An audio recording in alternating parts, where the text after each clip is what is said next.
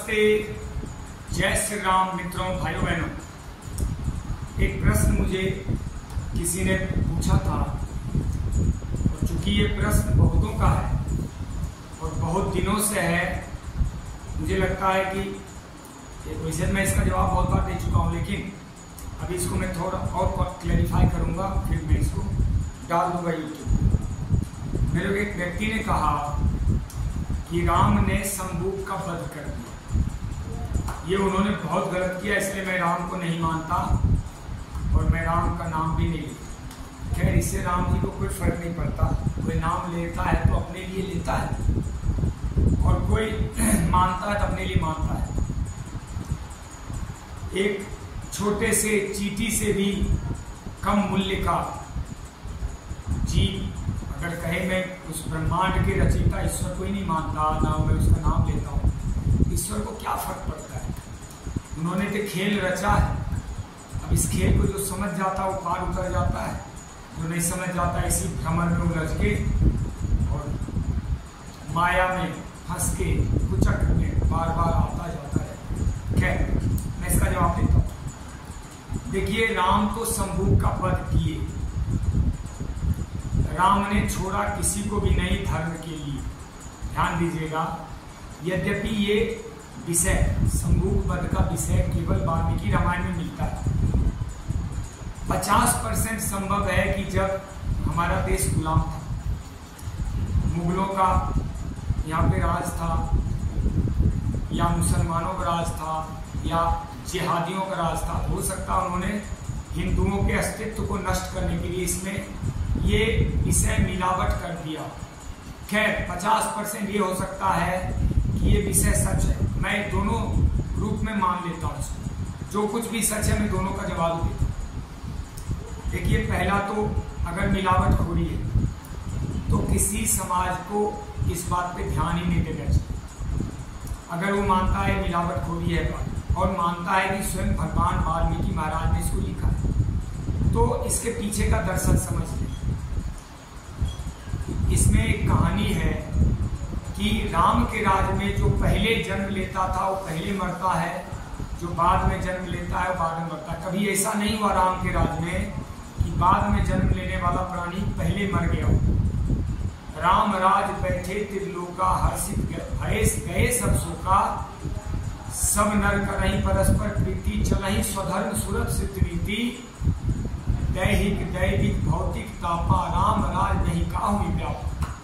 ये रामराज की अद्भुत महिमा थी। मैंने एक वीडियो भी इस पर प्रस्तुत की है। रामराज में क्या व्यवस्थाएं थी, क्या हम रामराज ला सकते हैं? ऐसा विचार करना चाहिए।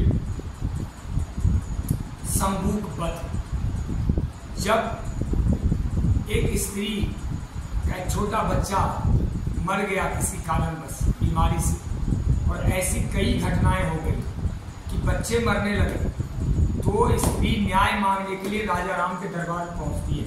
कहती है, राम, मुझे न्याय चाहिए।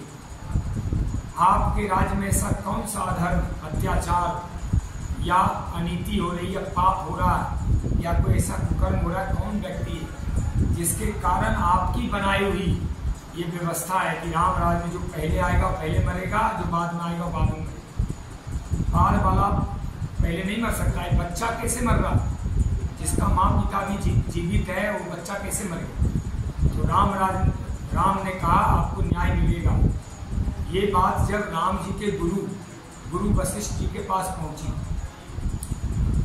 तो उन्होंने गुरु वशिष्ठ ने आज्ञा करी, राम, तुम्हारे राज में जो कोई भी पाप कर रहा है, कोई अधर्म चेष्टा कर रहा है, कोई अनाधिकार कोई कर्म ऐसा कर रहा है जिसके कारण ये घटना हो रही है, तुम उसका वध करोगे। ये गुरु आज्ञा थी, गुरु का आदेश हो गया। तो राम ने संकल्प लिया कि गुरुदेव, कोई भी अपने अधिकार से परे जाके या उसके बाहर जाके या अधर्म करके कोई ऐसा कोई भी काम कर रहा हो तो मैं उसका वध कर दूंगा। और राम का तो जानते हो, प्राण न जाई पर वचन न जाई। राम के वचन नहीं टिक सकते। राम ने धर्म पालन के लिए अपने भाई तक को नहीं छोड़ा, लक्ष्मण का भी वध कर दिया। मैं एक प्रसंग बताऊंगा। राम ने माता सीता को नहीं छोड़ा, अपनी माता को नहीं छोड़ा। लेकिन राम ने सदा कील, करोध, भीलनी, सबरी, केवट, बनवासी, आदिवासी, गुह, सारे आदिवासी समाज का सदा मान किया और उनको कभी किसी को एक रत्ती भर भी नुकसान नहीं पहुंचाया। राम ने मंथरा को कोई भी नुकसान नहीं पहुंचाया, कोई सजा नहीं दी, सारी सजा अपने भाइयों को दी। मंथरा ने भी तो अधर्म किया था, उसको भड़का के, माता कैकेयी को भड़का के उसने राम को वनवास करवाया था। मंथरा को कोई सजा नहीं दी। केवट के पास गए, भीलनी के पास गए, कभी किसी राजा के पास नहीं गए राम, कभी किसी ब्राह्मण के पास नहीं गए, बल्कि ब्राह्मणों को मारा। रावण कौन था? ब्राह्मण था, ब्राह्मणों को मारा। बाली कौन था? क्षत्रिय था, मार दिया। ऐसे कितने क्षत्रिय राजाओं को मारा, जितने को मारा सब ब्राह्मण या क्षत्रिय थे, किसी शूद्र को नहीं मारा, किसी वैश्य को भी नहीं मारा। राम का दंड हमेशा ऊंचे लोगों के लिए होता है, जो ज्ञानी है, जो वेद का के जानकार है। वो जब गलती करेंगे तो राम नहीं छोड़ते, और जो अज्ञानी है, जो बेचारे निर्मल जन है, जो राम के जन है, उनको तो राम ने कभी नहीं मारा। तो राम ने जब संकल्प लिया तो ये पता लगा कि एक शंभू नाम का युवक है, जो कि एक तपस्या में रत है, और तपस्या इसलिए कर रहा है कि वो कोई अनाधिकार, मतलब अपने अधिकार से परे जाके कोई चीजें हासिल कर ले। जैसे मान लीजिए इंद्र का राज हासिल कर ले, या राम के राज में जबरदस्ती कोई पद हासिल कर ले, उसके बाद वो अनीति अधर्म का साम्राज्य चले। तो राम तो ऐसा नहीं होने देंगे, चाहे कोई भी हो, चाहे वो क्षत्रिय हो, वैश्य हो, शूद्र हो या ब्राह्मण। जब पता चला कि शंभू तपस्या कर रहा, उसकी जो इच्छा है कुछ अनाधिकार पाने की, उसकी भावनाएं सात्विक नहीं है, वो किसी काम के वशीभूत होके, कामनाओं के वशीभूत होके तप कर रहा है और कुछ प्राप्त करना चाहता है जो कि वेद विरुद्ध है। जो नियम बने हुए थे उस समय के, अगर याद करो कौन सा समय था, 1.25 लाख वर्ष पहले राम के काल में, ऐसा माना जाता है रामायण की घटना 1.25 लाख वर्ष पहले। उस समय क्या व्यवस्था चल रही थी उसको आज से तो आप जोड़ नहीं सकते। आज की जाति व्यवस्था अलग है। बिहार जब आज़ाद हुआ था 1947 में, भारत आज़ादी के समय बिहार में लगभग 60-70 जातियाँ थी। आज देखिए वहाँ 400 जातियाँ। जातियों का क्या करोगे, ये तो बढ़ जाता है समय के साथ। भगवान ने वर्ण व्यवस्था बनाई, कभी जाति नहीं बनाई। तो शंभू अनाधिकार जो तप कर रहा था, उसका जो भावना था वो सात्विक नहीं था, वो राजसिक भावना से कर रहा था। और गुरु आदेश था कि जो भी अनीति अधर्म पे चल रहा है उसका वध करना है। तो राम ने शंभू का वध कर दिया। मुझे नहीं लगता इसमें उन्होंने कोई अनीति अधर्म अत्याचार किया। राम ने धर्म पालन में किसी को नहीं छोड़ा, शंभू का वध कर दिया। उन्होंने धर्म के राज की स्थापना कर दी। उसके बाद फिर कभी ऐसा नहीं हुआ राम राज में कि जो बच्चा हो या जो पहले जन्म लेता हो वो बाद में मरेगा और बाद वाला पहले, ऐसा नहीं हुआ। राम राज में जो पहले आया है संसार में पहले जाएगा, जो बाद में बाद। जो नियम है तो नियम, उस नियम को तोड़ने में कोई भी चेष्टा करेगा राम खत्म कर देगा। और शंभू क्या था? शूद्र जाति का। शूद्र जाति नहीं कहे, उसको शूद्र वर्ण कहे, शूद्र वर्ण का था। उसका नियम था जिसको भी शूद्र से ब्राह्मणत्व में जाना होता था वो वेदों का ज्ञान लेगा, पहले उपनिषद पढ़ेगा, वो दर्शन पढ़ेगा, उसके पास सारे दर्शन का ज्ञान होगा, उपनिषद वेदों का ज्ञान होगा, तभी वो भी तप कर सकता है। ऐसे तो कोई भी बिना योग्यता के कोई पद हासिल कर लेगा तो विनाश कर डालेगा। अयोग्य व्यक्ति जब कोई पद पे बैठता है तो वो पद को खत्म कर देता, बल्कि देश और राज्य के लिए खतरा बन जाता। विचार कीजिए, एक अयोग्य व्यक्ति किसी देश में बैठ जाता है, पूरे देश का मिटिया मिट कर देता। और वो योग्य व्यक्ति अगर पद पे बैठे तो कभी किसी हानि नहीं हो सकती, बल्कि धर्म का राज चलता है। शिक्षा, स्वतंत्रता, प्रेम, उत्साह, मान सम्मान समृद्धि सबके लिए होती है। तो शंभू योग्य नहीं था और उसने अनाधिकार काम किया, इसलिए वध कर दिया। अब देखिए लक्ष्मण को भी राम ने वध कर दिया था। कैसे? जब यमराज आए थे राम से मिलने, यमराज ने राम को कहा कि प्रभु जब तक हमारी बातचीत हो कोई गेट के अंदर प्रवेश नहीं करना चाहिए कमरे में। राम ने कहा ऐसा ही होगा। उन्होंने लक्ष्मण जी को खड़ा कर दिया। लक्ष्मण जी बोले भाई लक्ष्मण, जब तक ये कमरे में कोई अंदर नहीं आने चाहिए। हालांकि खेल तो सब उन्हीं प्रभु राम का ही है। इतने में क्या हुआ, जब बातचीत हो रही थी इतने में दुर्वासा ऋषि आ गए, या कोई ऋषि आ गए, मुझे पूरा ध्यान नहीं, कोई ऋषि आ गए, गुरु थे। उन्होंने कहा मुझे राम से मिलना है। लक्ष्मण जी ने कहा गुरुदेव क्षण भर प्रतीक्षा कीजिए, राम जी किसी से मीटिंग में या किसी से मंत्रणा में व्यस्त है। दुर्वासा ऋषि गुस्सा हो जाता, बोलते तुम गुरु को रोक रहे। गुरु के लिए आदेश था राम के राज में, गुरु जब भी आए बिना किसी इजाजत के, बिना किसी प्रतीक्षा के सीधे राजा से मिल सकते। गुरु माने में लक्ष्मण परेशान हो गए, लक्ष्मण की कर्तव्य विमूढ़ हो गए। क्या करें? गुरु को देखें कि अपना प्राण देखें। लक्ष्मण उस रूम में आ गए, उस कक्ष में आ गए जहाँ राम की वार्ता हो रही थी यम से। तो यम ने कहा प्रभु ये आपके वचन भंग कर दिया भाई लक्ष्मण। लक्ष्मण बोला प्रभु मैं क्या करूं, मैं ऐसे बीच में फंस गया हूं। उधर दुर्वासा ऋषि मान नहीं रहे, बोले अभी राम से मुलाकात करनी है। उन्होंने कहा लक्ष्मण मैं तुम्हें मृत्यु दंड देता हूं। राम ने लक्ष्मण को मृत्यु दंड दे दिया। लक्ष्मण जी ने जाके उसी क्षण जल समाधि ले ली, लेकिन क्षमा नहीं किया। राम तो ऐसे थे कि अपना भी वध कर डालते हो धर्म पालन में। राम ने माता सीता को भी नहीं रोका, क्योंकि वो धर्म पालन के लिए बोली थी कि मैं महल में नहीं रहूंगा, मैं राज्य में नहीं रहूंगा, मैं जंगल में रहूंगा, मैं अपने बच्चों को जंगल में जन्म दूंगा। लेकिन जहाँ मेरे पति को कोई कलंक लगाए ऐसे राज्य में मैं नहीं रहूंगी। मुझे कोई सुख नहीं चाहिए, मुझे कोई वैभव का माया मोह नहीं। माता सीता ने महल त्याग दिया और जाके वन में अपने बच्चों को जन्म दिया। राजा की पत्नी, राजा की पुत्र वधू, राजा की बेटी लकड़ी काट रही है, अपना चावल कूट रही है, खाना पका रही है, बच्चों को जन्म दिया, बच्चों को पाला पोसा, राम जैसा योग्य सूरवीर बना दिया, दीक्षा नहीं मानी। ये था राम का राज। राम ने धर्म पालन में अपने बाप को नहीं छोड़ा। राजा दशरथ को उन्होंने नहीं बचाया। राजा दशरथ बोले राम तुम्हारे बिना मर जाऊंगा। बोले आप मर जाओगे तो मर जाओगे, मैं तो अपना धर्म पालन करूंगा। राम तो इतने दृढ़ थे। माता तुम्हें विधवा हो गई, क्षमा नहीं किया किसी को। जिसने कभी गलती की, कभी किसी को राम ने क्षमा नहीं किया। लेकिन जब भी शूद्र ने गलती की, वैश्य ने की, किसी को दंड नहीं दिया। याद करो धोबी, शूद्र ही होता है धोबी। धोबी ने माता सीता पर कलंक लगाया, लेकिन राम ने उसको कोई दंड नहीं दिया। राम ने मंथरा को दंड नहीं दिया। राम ने कभी किसी गरीबों को कोई दंड नहीं दिया, चाहे वो कितना बड़ा भी अपराध करे।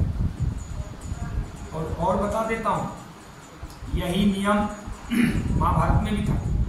महाभारत में जब दुर्योधन और युधिष्ठिर की परीक्षा हुई थी, तो दुर्योधन को न्याय करने के लिए बोला गया। दुर्योधन ने के सामने यह प्रश्न रखा गया कि एक ब्राह्मण, एक क्षत्रिय, वैश्य, एक शूद्र, चारों मिलकर एक व्यक्ति का वध कर दिया, हत्या कर दी है, इनको क्या दंड मिलना चाहिए? दुर्योधन ने कहा इन चारों का मृत्यु दंड हो जाना चाहिए। जब युधिष्ठिर के पास यही न्याय के लिए प्रसंग पहुंचा, युधिष्ठिर ने क्या कहा? याद करो, आप महाभारत में टीवी में देखे हो। युधिष्ठिर ने कहा जो शूद्र है उसको 4 वर्ष का कठोर दंड मिलना चाहिए। जो क्षत्रिय है, जो वैश्य है, उसको 8 वर्ष का दंड मिलना चाहिए। जो क्षत्रिय है उसको 16 वर्ष कठोर कारावास, और जो ब्राह्मण है उसको क्या दंड मिलेगा ये कुलगुरु कृपाचार्य तय करेंगे, क्योंकि इस सभा में कुलगुरु कृपाचार्य मौजूद है। अगर वो नहीं होते तब मैं इसका दंड तय करता। यानी ब्राह्मणों को मृत्यु दंड भी हो सकता है, क्योंकि एक व्यक्ति जो ब्राह्मण है, उस वेदों का ज्ञाता है, उसने गलती किया, उसको तो बहुत बड़ा सजा। मित्र मेरे भाइयों बहनों, राम ने शंभू का यदि वध किया है तो जो हमारे दलित भाई बंधु हैं, जो भाई बहन हैं, उनको ये सोचना चाहिए कि राम ने धर्म की मर्यादा पालन करने के लिए शंभू का वध किया, और या तो किसी ने अनाधिकार दुर्भावना से रामायण में मिलावटखोरी कर दी, ऐसा मैंने कहीं कहीं सुना। हालांकि नहीं भी मिलावटखोरी हो तो क्या दिक्कत है। राम ने धर्म पालन जब मैंने समझा दिया, किसी को नहीं छोड़ा हूँ। कहीं भी मुझे बताओ राम ने किसी को छोड़ा है? सारी लंका को मिटिया मेट कर दिया, नष्ट कर दिया राम ने। लेकिन उन्होंने समुद्र को छोड़ दिया, जल जीव को छोड़ा हमेशा। राम ने किसी ऐसे प्राणी को नहीं मारा जिसको बुद्धि नहीं थी, ज्ञान नहीं था, जो वेदों का ज्ञाता था। जो समुद्र है उसी ने कहा था, प्रभु मैं तो जल जीव हूँ, नारायण को नहीं पहचान पाया, भगवान को सामने देख के नहीं पहचान पाया, मैं तो दुर्मति हूँ, मुझे तो क्षमा कर दीजिए। राम ने क्षमा कर दिया, समुद्र को दंड नहीं दिया। उन्होंने, समुद्र ने कहा था, ढोल गवार शूद्र पशु नारी सकल तारमा के अधिकार। ढोल मतलब खोखला मनुष्य, गवार मतलब गांव देहात का अनपढ़, शूद्र मतलब जो निचली चेतना के, और पशु मतलब पास में बंधा हुआ मनुष्य, और नारी मतलब संसारिक चेतना।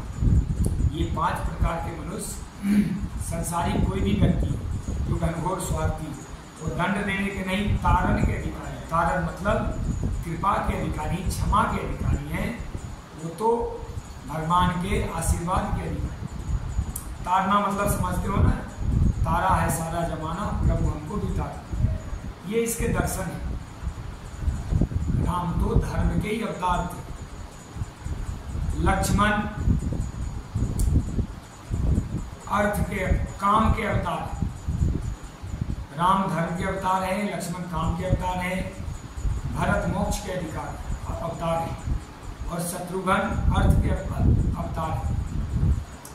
तो जहाँ कामनाएं होती है वहीं पे धर्म उन्नति करता है।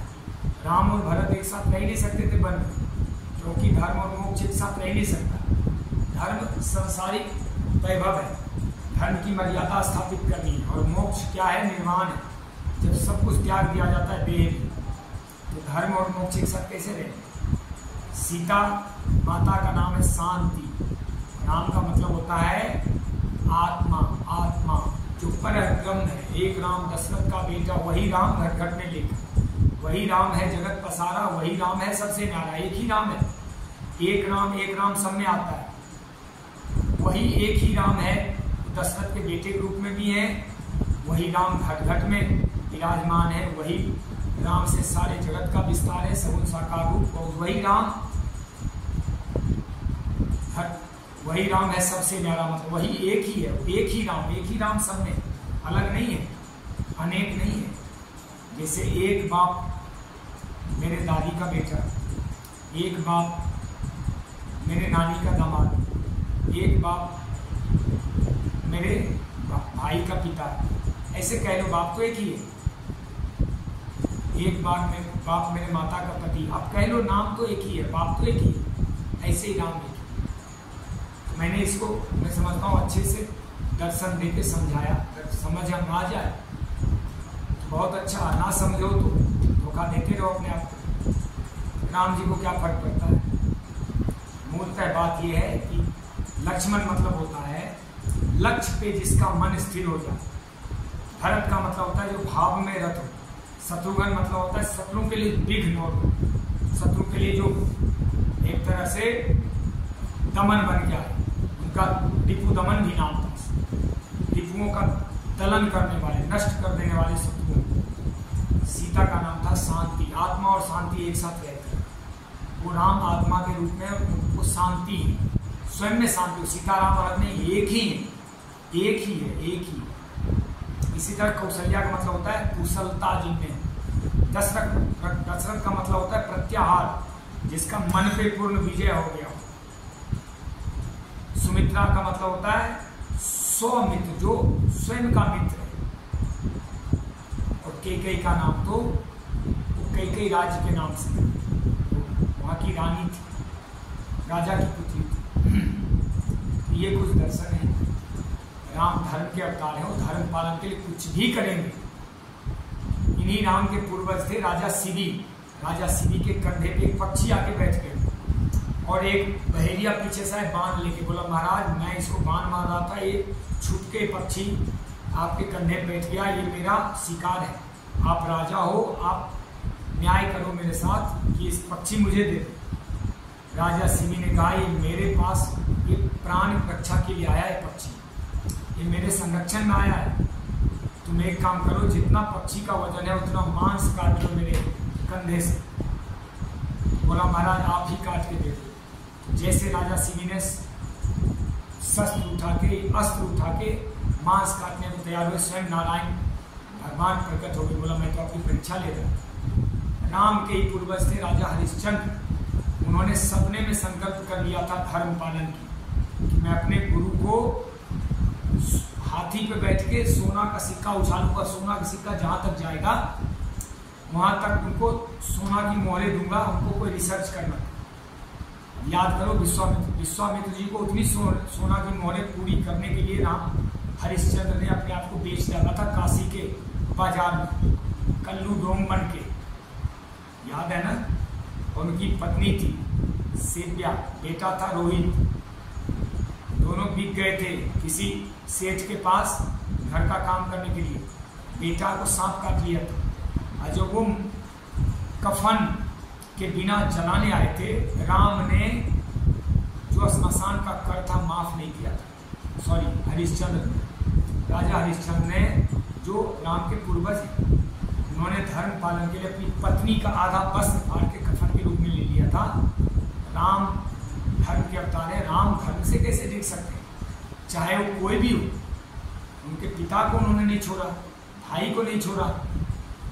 जब लक्ष्मण जी चले गए तो उन्होंने भी जल समाधि लेके सब भाई सहित प्रयाण कर गए यहाँ से। राम धर्म के अवतार हैं, धर्म के विरुद्ध जो कोई भी कार्य करेगा राम उसे दंड देंगे ही देंगे, चाहे कोई भी। जय श्री राम, हर हर महादेव, आपका कल्याण।